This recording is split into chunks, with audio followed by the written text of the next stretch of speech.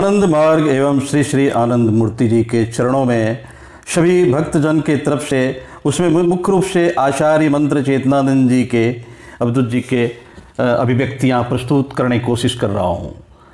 इन्होंने हृदय से समाज और श्री श्री आनंद मूर्ति जी के मार्गदर्शन निर्देशन से आनंद मार्ग में सेवा किए हैं और करते रहे हैं, कर रहे हैं। यदा यदा हि धर्मस्य ग्लानिर्भवति भारत अभ्युत्थानं धर्मस्य तदात्मानं सृज्याम्यहं परित्राणाय साधूनां विनाशाय च दुष्कृतां धर्म संस्थापनार्थाय संभवामि युगे युगे। उपरोक्त श्लोक श्री श्री आनंद मूर्ति जी पर 100% सही साबित होता है। श्री श्री आनंद मूर्ति जी का जन्म उस समय हुआ जब भारत ही नहीं बल्कि पूरे विश्व में डोगमा, भाव जड़ता, रूढ़िवादिता, भ्रष्टाचार, सत्ता लोभ वृत्ति से ग्रसित लोगों का आतंक चरम पर था। एक तरफ साम्यवादी व्यवस्था अपने लुभावने स्लोगनों से आम जनता का शोषण कर अपना स्वार्थ सिद्ध कर रहे थे, तो दूसरी तरफ पूंजीवादी व्यवस्था आम जनता का खून निचोड़ कर उनका शोषण कर अपना स्वार्थ सिद्ध कर रहे थे। एक तरफ साम्यवादी व्यवस्था धर्म को अफीम का नशा बताकर जनता को गुमराह कर रही थी, तो दूसरी तरफ पूंजीवादी व्यवस्था पूरे विश्व की दौलत को अपनी तिजोरियों में भरकर दूसरों को गरीब बनाने का आनंद ले रहे थे।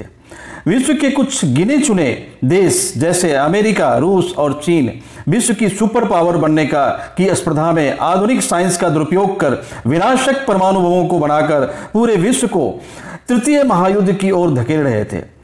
जिस तरीके भगवान श्री कृष्ण ने अपने समय में धर्म और अधर्म के बीच महाभारत युद्ध करवा के धर्म की स्थापना की थी, उसी प्रकार श्री श्री आनंद मूर्ति जी ने पूरे विश्व की समस्याओं का समाधान करने के लिए आध्यात्मिक दर्शन, सामाजिक दर्शन एवं आर्थिक सिद्धांत की परिकल्पना की और इन्हीं दर्शन और सिद्धांतों को विश्व के अंतिम व्यक्ति तक प्रचारित एवं स्थापित करने के लिए एक संस्था आनंद मार्ग की स्थापित की।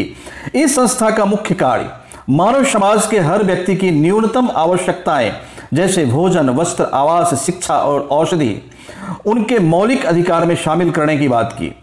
मनुष्यों की योग्यता अनुसार उनका ज़्यादा से ज़्यादा उपयोग मानव समाज के हित में किए जाने पर जोर दिया।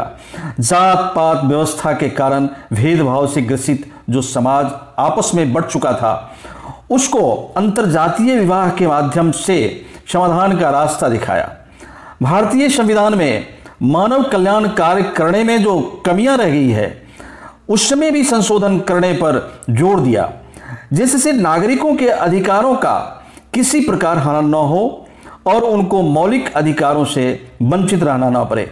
इसके अतिरिक्त भी कई विषयों पर प्रकाश डाला, जैसे रोजगार समस्या, भिखारी समस्या, टैक्स प्रणाली, चुनाव प्रणाली, कृषि पॉलिसी, उद्योग पॉलिसी, अन्य प्रशासनिक नीतियों में कमियों के कारण प्रशासन में व्याप्त भ्रष्टाचार कैंसर की तरह पूरे समाज में फैल रहा है।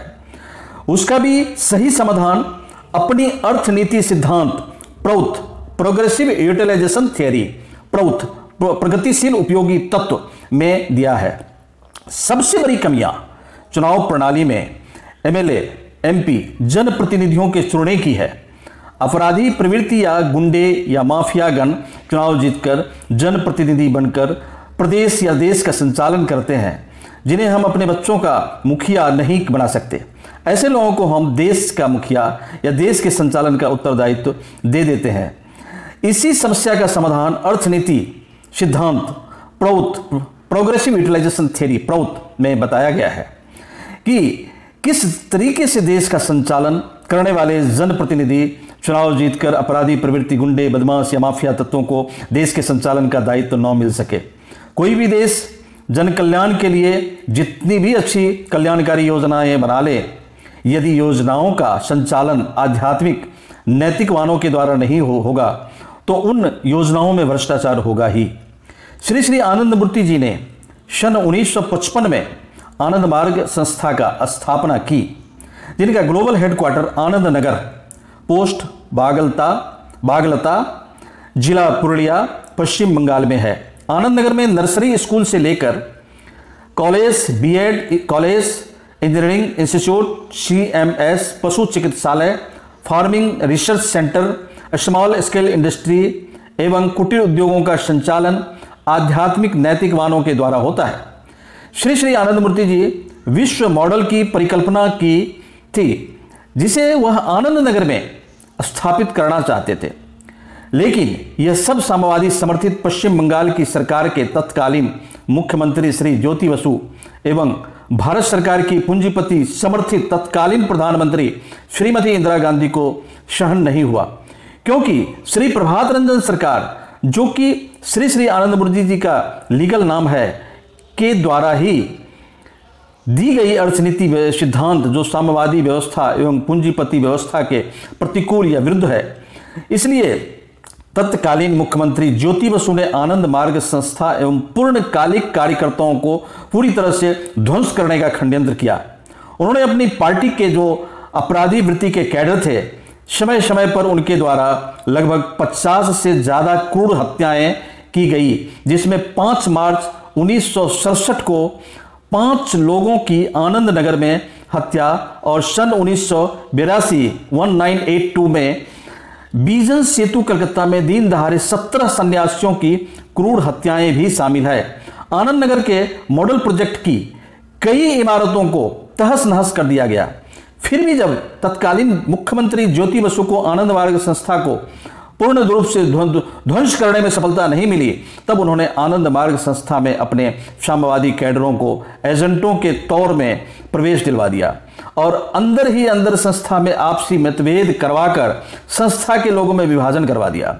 ठीक उसी प्रकार पूंजीपतियों द्वारा पोषित और समर्थित तत्कालीन प्रधानमंत्री श्रीमती इंदिरा गांधी ने इमरजेंसी में आनंद मार्ग को बैन कर संस्था के पूर्णकालिक कार्यकर्ताओं, गृही सदस्यों और आनंद मार्ग संस्था के फाउंडर श्री श्री आनंद मूर्ति जी को भी जेल में डाल दिया। इन सबों को झूठे और मनगढ़ंत मुकदमों में फंसा दिया।